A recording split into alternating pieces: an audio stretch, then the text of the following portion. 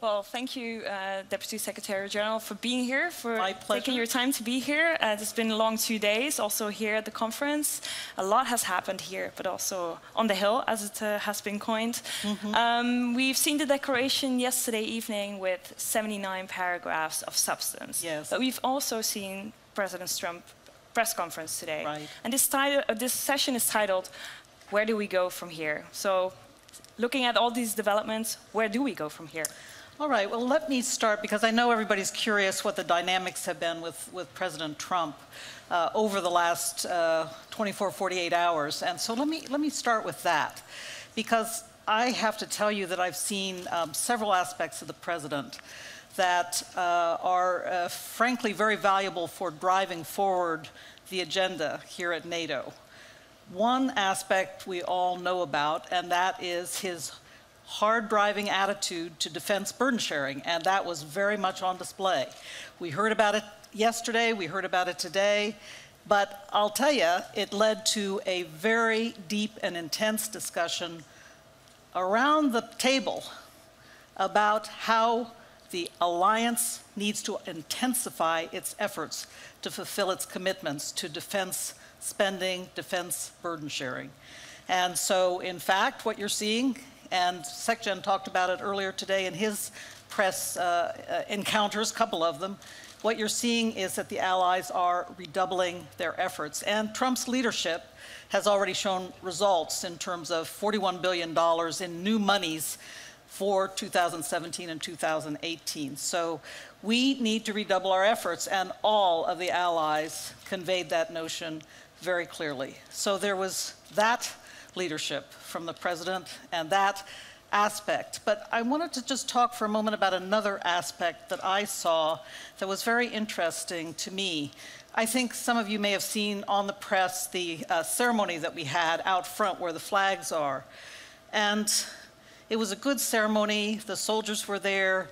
We played the NATO hymn, which is a kind of lugubrious piece of music, but I still like it. It's, you know, it always gives me a little flutter here in the heart. But anyway, it was great because the fellow who had written that hymn was there, and he actually directed it. And after the presidents were finished on their podium, President Trump walked over and he shook that man's hand, and he wanted to have his picture taken with him. And so another thing that I saw this time was Trump, the politician, you know, really trying to connect with NATO. And I thought that was pretty neat. And I hope, frankly, that we'll see more of that from the president, because he really connected with the band yesterday, but he also really connected with the leaders around the table. And it's not only at NATO that he connects with them, obviously. He's already in London now to meet with counterparts in the UK government, with Prime Minister May. Of course, he will be meeting with the Queen. And, but it was just neat for me to see how he actually can connect with people as a politician. He did that in a simple way with our band, but he also did it, I think, in a very intense way around the NAC table, and that leadership is very, very important going forward. All right, thank you. Before we get into more of a conversation, I would like to invite the audience to use the app and go into the app for asking questions. Your questions will be put on the screen, and we'll later come to you for the questions. And but Rose, I was actually wondering, there has been a lot of media coverage on indeed what President Trump has said, but there has been also so much on new initiatives such as the NATO Readiness Initiative, troop commitments to Afghanistan and Iraq. Right. But the media headlines have been about Trump. So if I have to tell my friends or my family, you know, what have you seen about the NATO summit, they will tell me, I've heard great statements of Trump. That's great. That's a great way. How do we reach the big audience? Can I do this? I actually want to challenge the audience, so I'd like to hear from you what you think is the biggest takeaway in substantive terms. I don't want to hear again about burden sharing. What really struck you? I'll give you my 3 examples. One is what I call the big arc that goes from Wales to Warsaw to Brussels.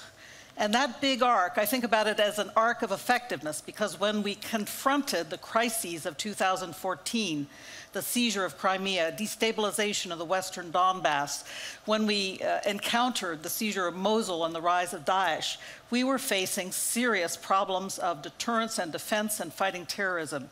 And so the alliance seized those challenges, and between Wales to Warsaw, we came up with the battle groups, put in place the battle groups for deterrence and defense, and between Wales and Warsaw, we began the process.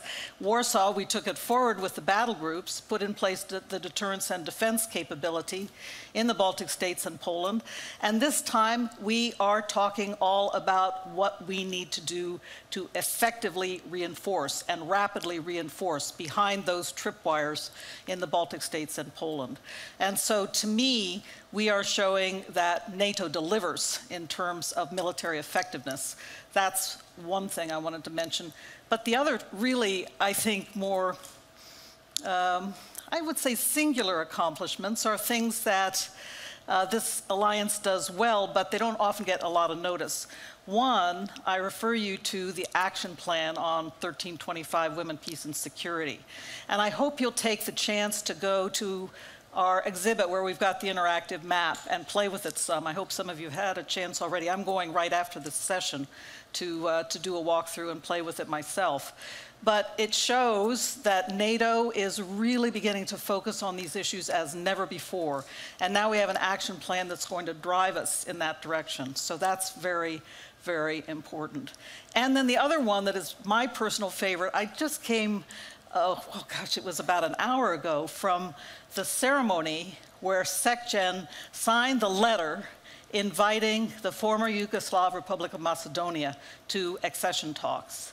And knowing how hard our friends and colleagues in Athens worked and how hard our friends and colleagues in Skopje worked to make that happen, I was absolutely thrilled, as was every person in that room. So our door is open. We've said that time and time again, but taking away from this summit, you can see that we have not only an open door, but an active project moving forward. So those are my two favorites. I'd like to hear from the audience what your favorites are. And of course, I'll try to answer questions too. Okay. Deputy Secretary General, we just had the President of Afghanistan here on stage. And the Resolute Support Mission in Afghanistan is in the declaration. There have been troop commitments by the UK, if I'm not mistaken. Right. How do you see the future of NATO in Afghanistan 5 years from now, 10 years from now? Well, 5 years from now is easy, because one of the great things about the decisions in this summit, the decision to extend our support to the Resolute Support Mission to 2024. So that is there as a very clear and firm decision. Not every NATO ally found it easy to make that decision because of budget problems and issues they had to deal with back in their capitals, but every single NATO ally has committed to maintain support for the Resolute Support Mission until 2024. So that, I think, is an easy one. As for 10 years out, I hope 10 years from now, Afghanistan is in a very different place. And I think what you heard from President Ghani probably conveyed very clearly that his vision for Afghanistan will take it to a very different place within 10 years. And you just mentioned commitment within the NATO alliance. One of the bigger commitments is the NATO Readiness Initiative, but also that brings NATO closer to home, or the challenges closer to home. That tied in with the initiatives in military mobility, the initiatives that have been taken on EU defense. How do you see this developing in sync with each other, and how will this play out?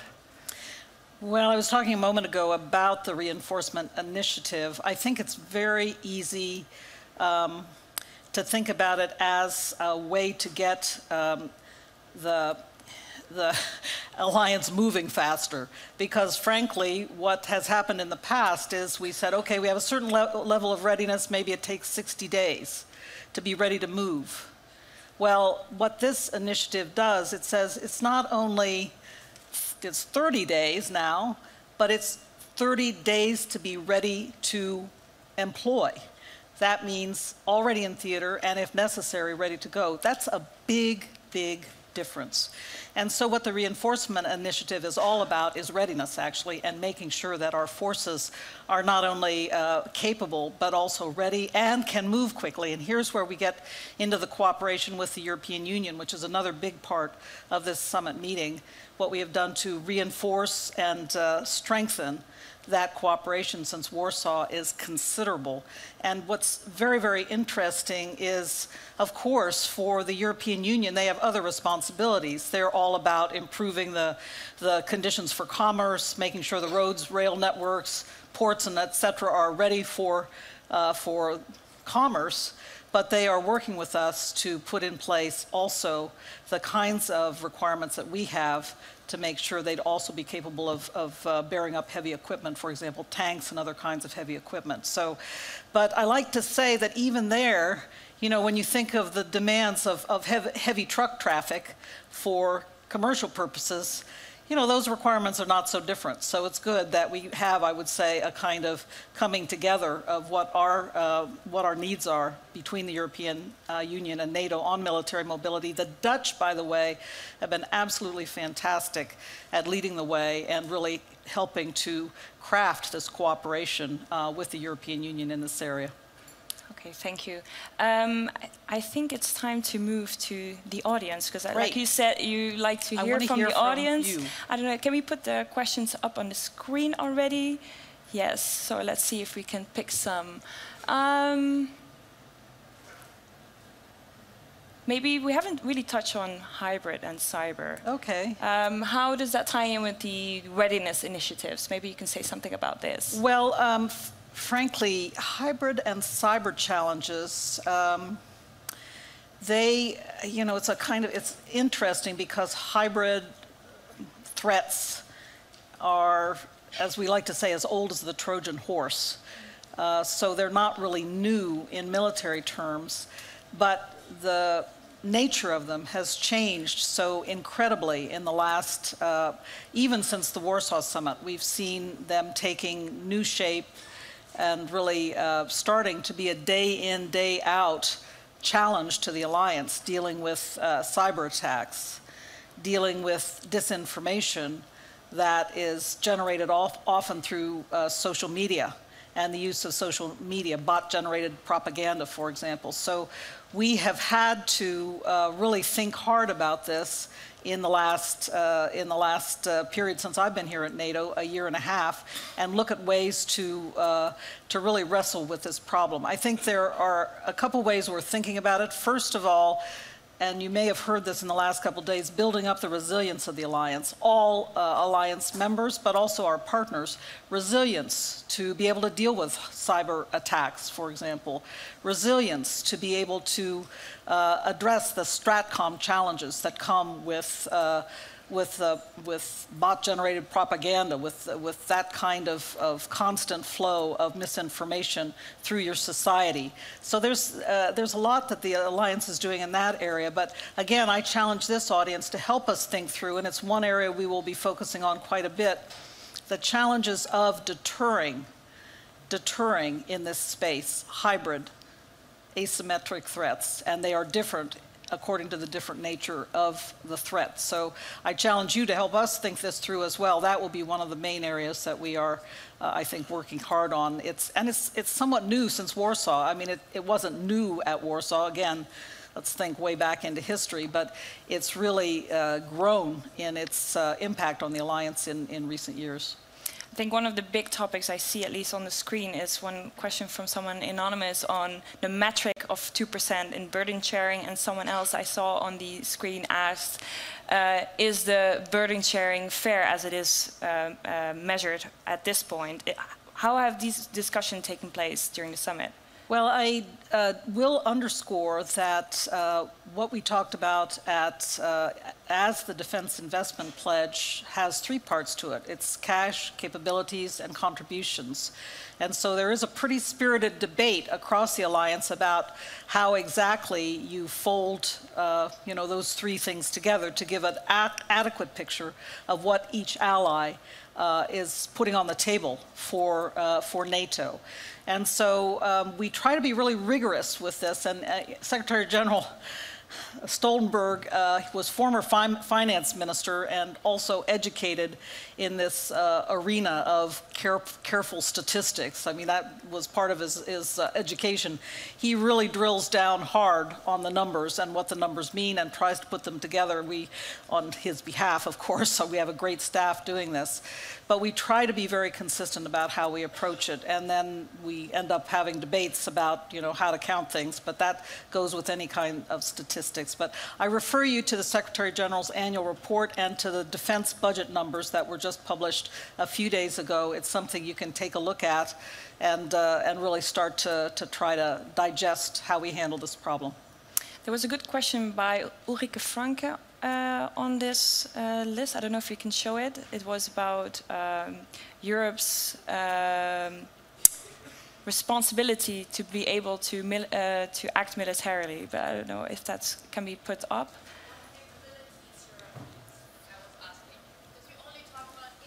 Can you give a microphone?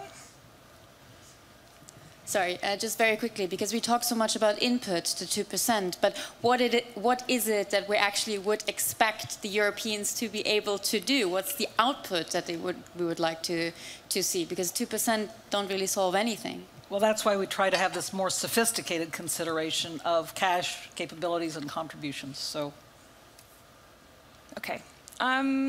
Is there another question on there? Yes, maybe leading up to that, the outlook for the contributions for the 30-30. That's actually very interesting. Have you talked about this at all in the last couple of days? What exactly it is? No. Okay. Well, let me just, Celeste is nodding, so. General Scaparrotti talked about it. So there's a couple points I'd like to emphasize about it. These are 30 battalions, 30 air squadrons, and 30 ships ready in 30 days to employ. What I want to stress, because I've had some confusion from various audiences, it won't surprise you, I've been talking to the Russian media about this. This is not, number one, to bring forward for permanent deployment in Europe.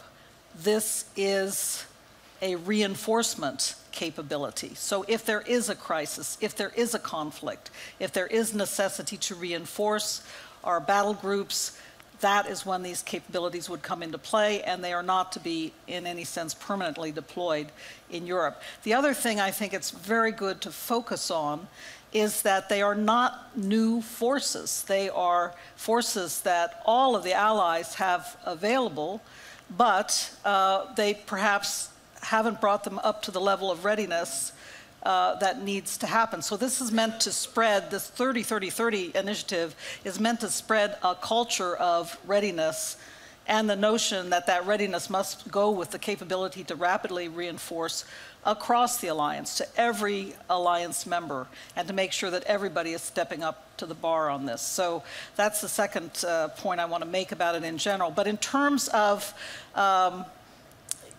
contributions, if it's actually going to happen, I think the prognosis is very good. We haven't had a formal, force generation yet, as far as I understand, but from what I hear across the alliance, people are very ready to do this. So we'll see when the first formal force generation goes out, what happens, but there's been a very, very good reaction to this initiative, to this proposal. And by the way, it was one that was first developed in the think tank community in the United States. So for those of you in the audience who might have been involved in helping us to think it through, I can say thank you.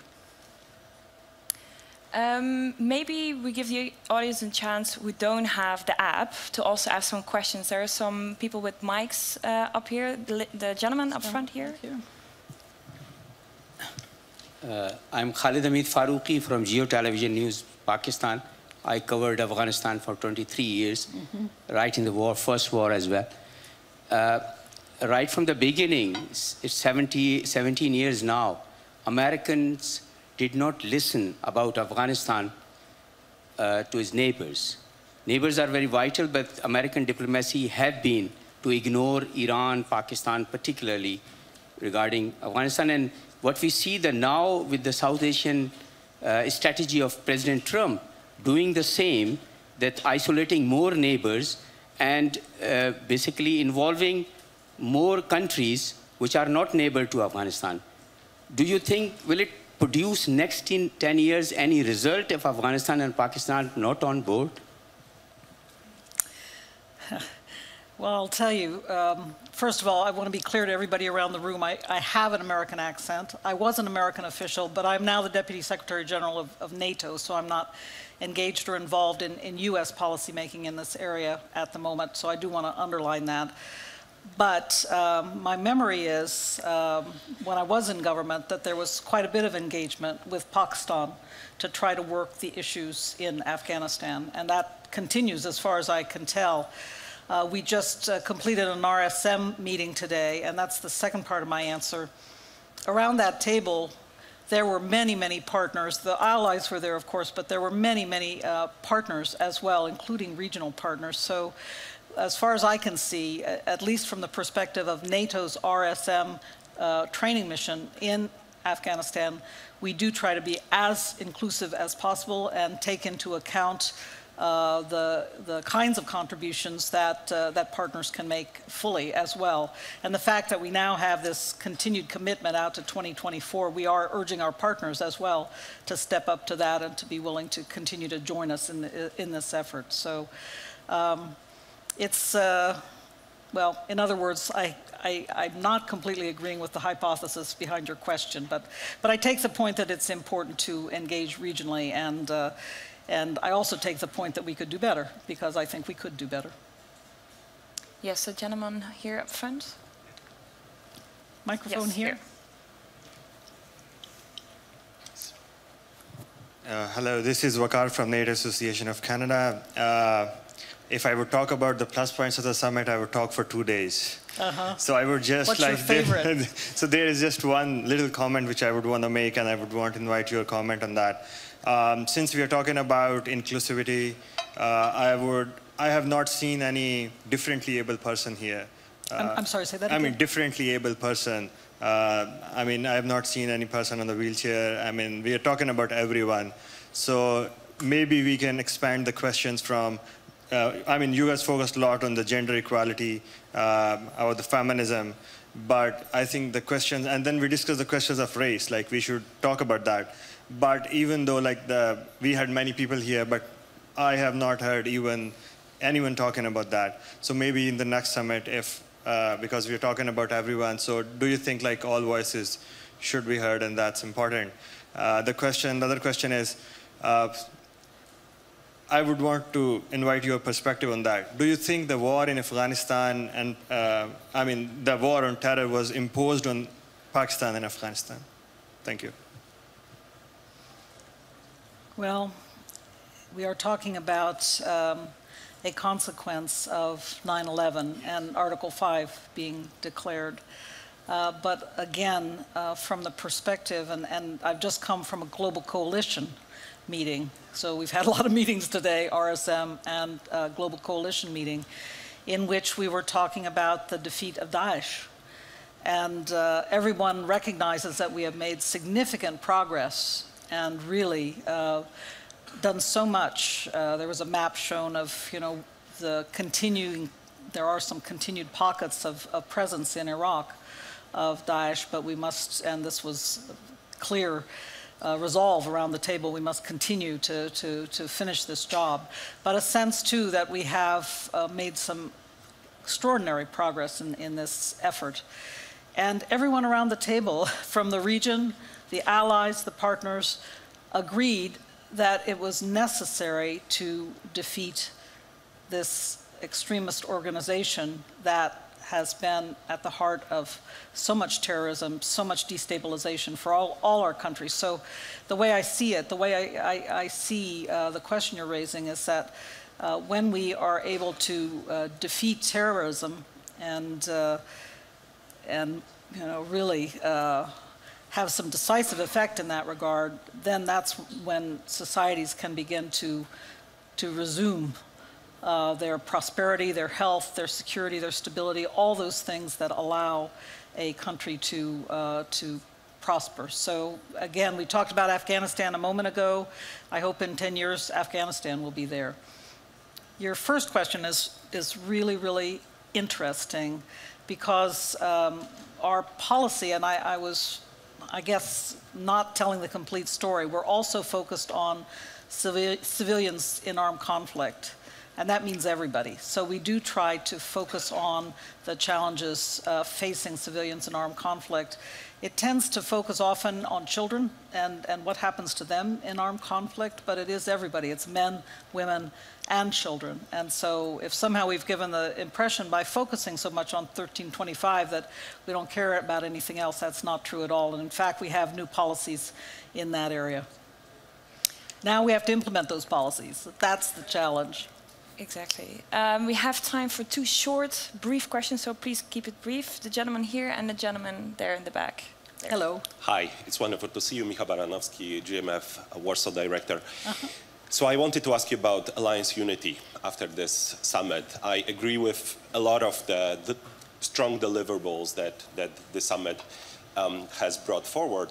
But this morning when we were sitting here, I think a lot of us had a bit of a near-death experience when it comes to NATO, when not correct reports about President Trump talking about pulling out of NATO came to the room. So my question is your assessment of the alliance unity after this summit. Being in a position of Deputy Secretary, what should we do going forward to strengthen the unity? And yeah, I mean, tell us a little bit about the political angle. Oh, well, I guess one thing that we really carefully observed this morning was whether the drama and the emergency NAC meeting produced additional results when it comes to the speed, for example, of coming closer to the 2%. Okay. Thanks. Let's take both of them at the same time. All right, right, that's fine. The gentleman over there. Thank you very much. Sebastian Sprenger with Defense News. I do want to revisit the issue of funding one more time, and perhaps you can close the book for us on this. You mentioned that $41 billion is in fact 2017 and 2018 money, so that's sort of been on the books. Since President Trump came into office, that's the calculation. Okay. Are we going away from the summit? Have the metrics changed at all in terms of the 2% on quantity and 2024 in terms of timeline? Has this at all changed? Thank you.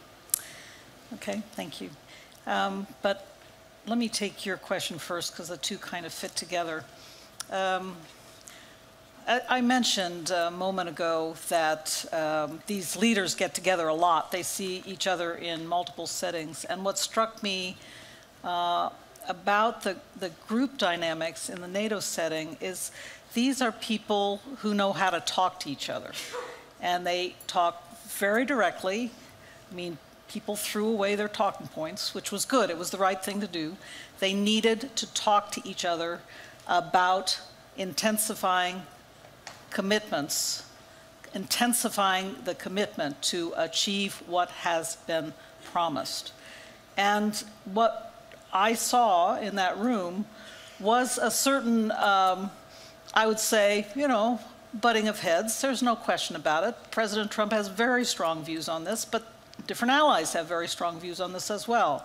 And so they got it all out on the table. They talked to each other very, very directly. But I have to tell you, to me, that's what good leaders do.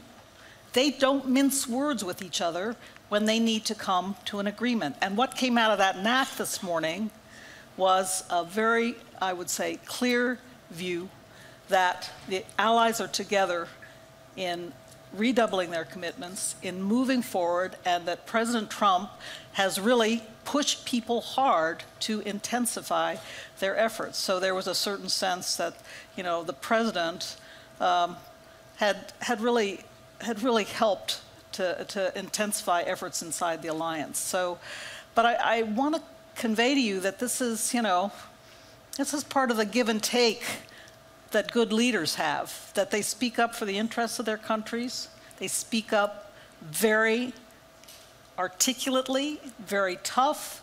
They bring their own facts to bear on the debate. But what's wrong with a good debate? That's what happens around the NAC table every single day of the week. What's wrong with a good debate? What's the big deal here? You know, honestly. So let's focus on the substance. In answer to your question, we are committed to what we have agreed, and we will continue to work now from this headquarters. Jens Stoltenberg and I will have a lot to do in order to make sure that everybody keeps their eye on the prize, this intensification of effort. And that is what I think President Trump brought to Brussels, and that's what he's taking away, that he got the allies to really step up to these commitments, and that is a big deliverable. So thank you very much. You can tell I feel strongly about this because I said it the first day when I came to talk to you. We have so much substance. Those 78 paragraphs are full of good stuff. So I do ask you to take a good look at them because you will see there the future of the alliance laid out for you. And let's not get wrapped around the axle about debates that are natural among good leaders. Thank you all very much. On that note, thank you so much, Deputy Secretary General. Thank you. I'd like to invite Mr. Gowing. Beautiful. Rose, can I just, the ambassador's going to join us in a moment, but can I just ask as you leave, because it's now, what, 36 hours since we stood here right at the beginning about, it's only that. What is normal about the new normal? A gathering like this, which you wanted, what has it achieved for you as Deputy Secretary General? Oh, I wish I could have been here more because I was watching, you know, on the screens as I was running from one end to the other of the new headquarters. I was watching on the screens, and it really looked like a lot of good discussion and debate were going on here as well. So I hope you have all found this to be a worthwhile effort. Good, good. And I have to say, the first time I had one of these microphones put on me and I was sent out into the middle of the floor at the Brussels Forum, I was absolutely petrified. But I have to tell you, I'm beginning to like the format more than a static panel, so maybe we should be doing more of them. Anyway, thank you all very, very much. I do appreciate your being here today, and thanks for your tough questions and the good discussion. You can be the moderator next time as well. I don't know about that. Nice to see you, Rose. All the best. Bye-bye. Bye-bye. We've just got about 25 minutes, and it's great that we got that last few words from the Deputy Secretary General, because I've been to a lot of these summits over the years, and if I can offer a personal reflection, I've never felt an unzipped, more freewheeling, more ventilated set of thoughts coming through in such an intense way, but also in a very open and honest way. And I think that's something to reflect over the next 20 minutes. But we have the ambassador here, who is the Assistant Secretary General for Public Diplomacy. And we need to take forward what we've just heard from Rose. But before we do, can we just hear from any of you about the kind of things you feel can be embedded in the next stage of what NATO can do for public diplomacy to reach out beyond this bubble, this prefabricated bubble, which will come down quite soon, into the the barbecue, the hamburger, the new diplomacy, which we're going to ask you about in a moment, but a new sense of what Chrystia Friedland shared with us yesterday about how the NATO message can get out there in very informal ways in communities. Anyone want to come in very quickly? We've got about 20 minutes only, so I don't see anyone. Yes, please. Can I go to Bobo Low first? Keep your thoughts short, please, Bobo. Yes, very quickly. You have 1/3 of participants in this conference, young people, but I see no young Russians, I see no young Chinese, and I think you should try and reach out beyond the allies and sort of related partners. I think it's still a bubble as long as you're seen as purely an alliance. You need to propagate these values beyond your core constituencies. Thank you, Bobo. I think that's a very good point. I mean, we had a colleague from the Red Star here. I don't know if you attended this. No, but I'm very serious. No, I think it's a very good point, and it was very interesting to hear his remark, his reaction to the press conference, wasn't it? But there you have a guy who is as middle-aged as I am, who is a correspondent for Krasnaya Zvezda, which is, frankly speaking, a propagandist newspaper, and yet where are the young Russians? Yeah. To me, that's an extraordinary irony that you have someone like that. I think it's not an irony. I would say at least we had him, and maybe next time we have more. Anyway, the point is made. Let's take 2 or 3 more, please. Keep them brief, please. I will keep it brief, yes. I'm sorry, I don't want to hog the show again, but I want to say 3 things. It's not again. This is my 3rd time. Yes, 3 things. One is more women. I think that's very, very important, and I'm belonging to WIIS. That's why I'm here, and it's fantastic to be here and to be invited by them. And the work you're doing with women is hugely valuable and should keep going more. He's not listening to me. I am. I'm looking for more women. Lovely. Secondly, I have to lobby. I'm battling against Brexit in Northern Ireland, and anything you can do to help me, please do. And thirdly, I'm organising a path of peace from Northern Ireland to Nicosia, and I'd like NATO to help me. All right, the ambassador's going to just 2 more reflections for the moment, and then the ambassador can respond. Hello, I'm Margot Boucher. I'm from Belgium. I'm a first-year bachelor student, and so yeah, I'm kind of like a citizen compared to all of you people. And so you're actually kind of trying to reach people like me, I guess, in a way.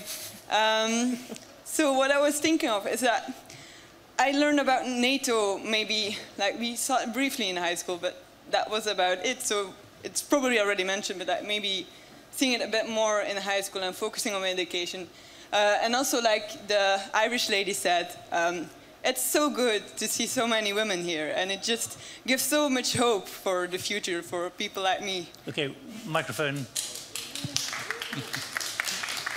Hi, I'm Nisha Desai. I'm a Millennial Fellow with the Atlantic Council, and I'm also a New Yorker in the private sector. And we talk about inclusiveness. Again, I'm going to raise the question, corporations can be constructive non-state actors, and they're certainly stakeholders in global security.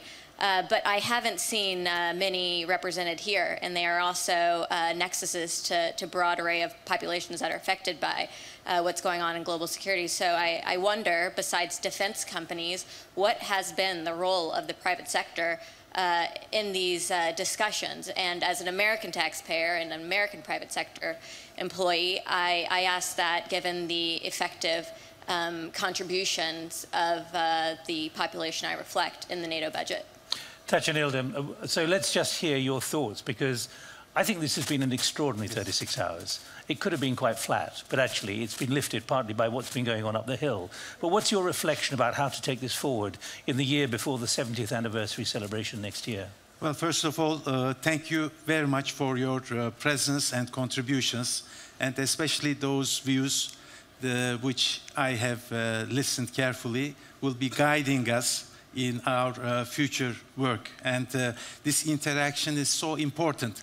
That's why we chose NATO Engages as the title of this event.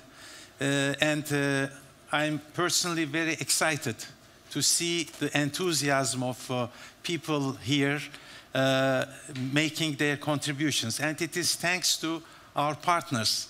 We have 4 very powerful think tanks, which NATO Public Diplomacy Division partnered with.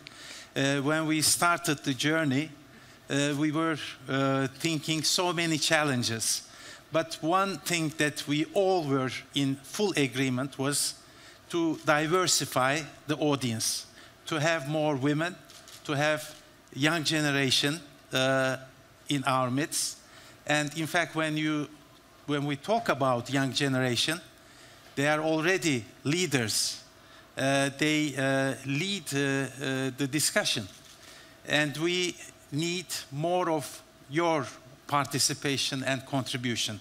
So I'm very much excited with the way this 36 hours discussion continued. So what are the ideas that are bubbling in your mind? Yeah, well, I mean, are you going to be starting NATO barbecues all over the alliance? First of all, this is a very good start for us to engage better with different audiences.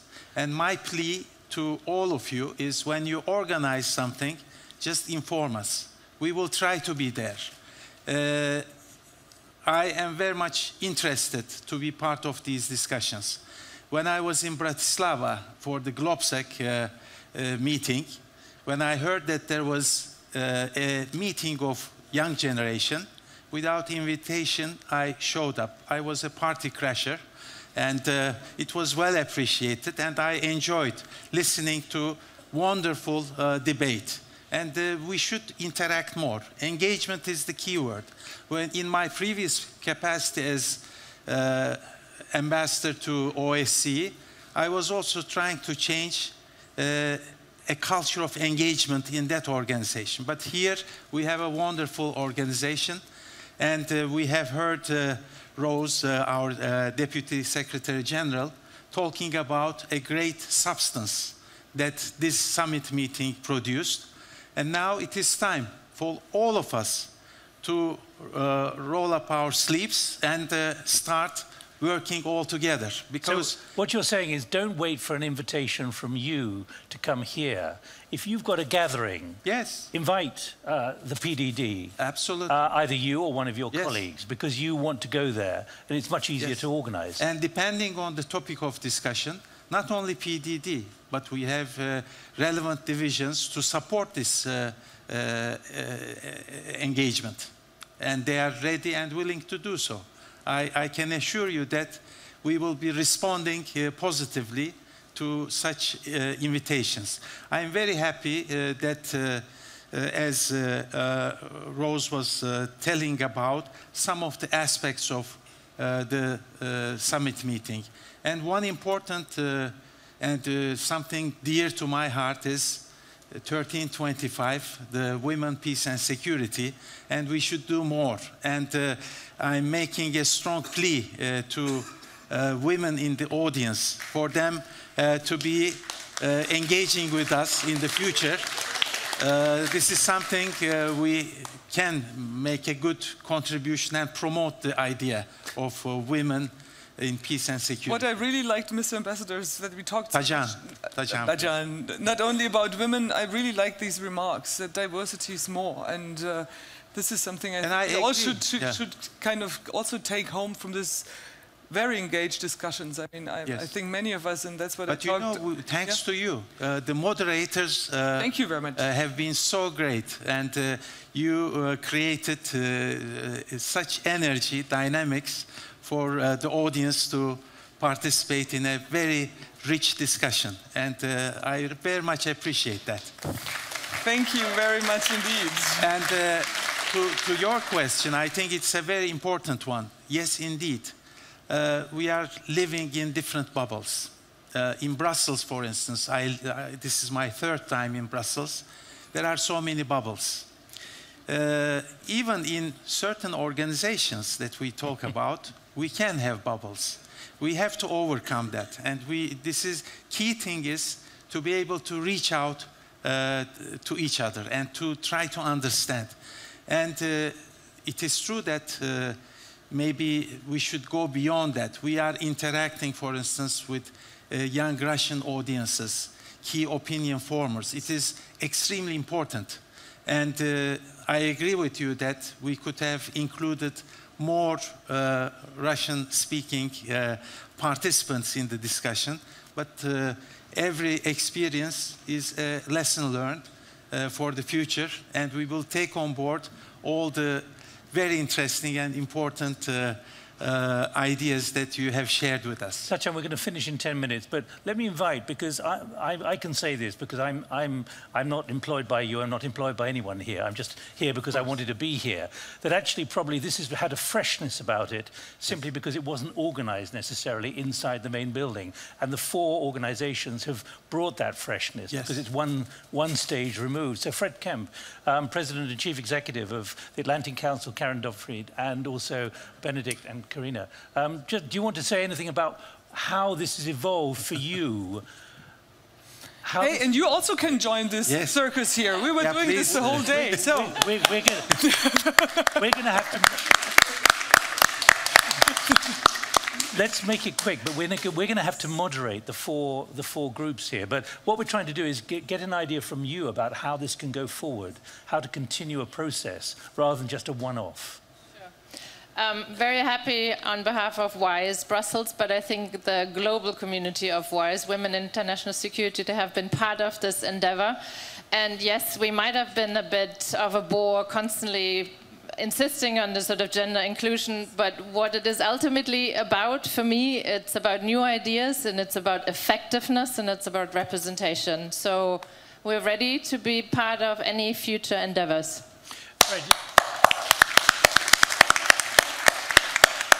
Fred, you've been describing what the Atlantic Council has been doing across the United States. We were talking earlier about this, about NATO. Okay. First of all, thank you, Ambassador, and thank you to our partners. And you're right, there was a freshness to it, and our teams loved working with each other. For me, you said this is just the start. For me, it is just the start. For NATO Engages, we're calling it #Stronger with Allies, and we just have to reach other audiences. You know, most people don't think NATO is an institution that's somewhere far off, and they don't know that it was instrumental in ending centuries of war on the European continent. They don't know that it's a value proposition that could be global in nature. And so we have not done a good job in the past in reaching new audiences. And I think this is a good start to do that, but that's all it is. And so yes, I'd want to do something like this again with our partners, but most of all, we have to go out that door and use the momentum from right now to continue to reach new audiences with arguments that are sound, with facts that are real, and with criticism of NATO and other organizations that serve our democratic societies when they're deserved. And so that's what I love about this open organization. And we're in this for the long term, but we're going to lose the battle if we don't reach new audiences. And to me, that was the great thing. I was really inspired by our own young leaders who were here, who challenge us with questions about NATO that we might not have thought of on ourselves. So I want to thank them for being here as well. And even challenging some of the things that were said here, and even the format and the agenda. Absolutely, absolutely. Karen.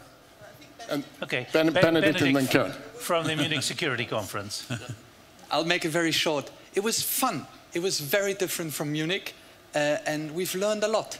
I mean, I was really afraid to be speaking on the session, what have we missed? Because I missed virtually everything, because I was busy out there meeting all these people that we've never had in Munich, that will make a huge effort to get to Munich.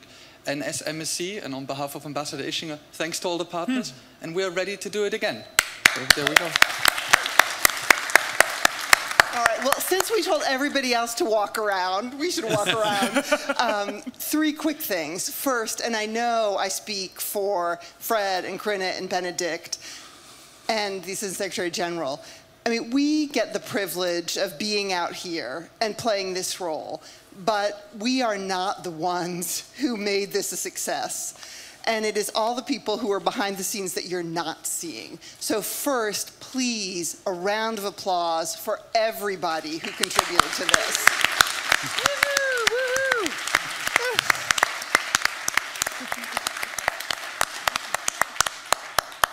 Second, I think if we've learned anything, it's that we're living in an unpredictable time. And maybe we're starting to think there's a predictability in the unpredictableness. But who knows what next year will bring? But I think that what we learned working together is, you know, there's this, we all believe that when you do things by committee, it's lowest common denominator. And I really don't think that's the sentiment we're taking away from this. It was that by coming together and having a consortium, we actually each contributed the best of our organizations. And so I think that's a learning that doesn't just apply to the next NATO Summit, but I hope it's something that we integrate in the work that we do going forward every day, because I think the time that we're in means that we all need to cooperate more and coordinate better than we have in the past, because there's so much we've taken for granted that we can't take for granted anymore.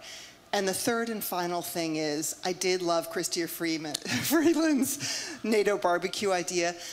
But I think whatever it is that you do, whether it's in the private sector or whether it's having barbecues, the fact of the matter is that every single person in this room has agency. So if you care about NATO, if you care about the transatlantic relationship, if you think that we're better for working together, then whatever it is that you do every day, remember that and think about how you can contribute in your own way to making this relationship stronger. So that's what I want to say. Thank all of you for sticking with us for the entirety of NATO Engages. Thank you. Final word. Thank you, Karen. This is not closing. This is a takeaway and a takeoff. Well, first of all, we have also to recognize the challenges of our time. And the Deputy Secretary General briefly referred to those challenges, including hybrid. And in the hybrid toolbox, we have disinformation and propaganda. And many of our countries are targeted with systematic disinformation and propaganda. And the best way to counter propaganda is not doing the same, having propaganda, and we can never do it as democratic countries. But what we should do is to have our solid story, NATO's story, the substance which were agreed upon, decided by our leaders, to be featuring in the information space, so that our populations, publics, could be able to make a distinction between what is true, what is fake.